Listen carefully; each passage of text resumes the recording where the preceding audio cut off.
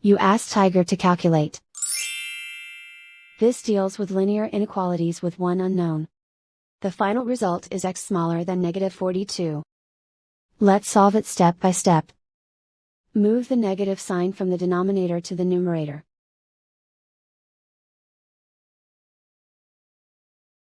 Isolate the x.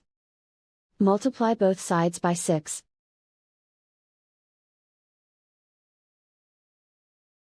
Group like terms.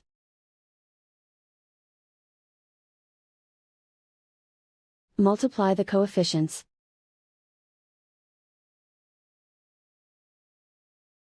Simplify the arithmetic.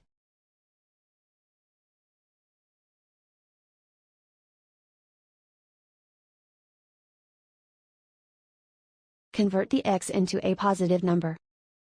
Multiply both sides by -1. Whenever you multiply or divide by a negative, reverse the inequality sign.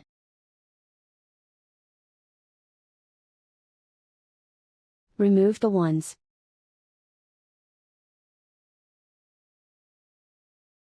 Simplify the arithmetic.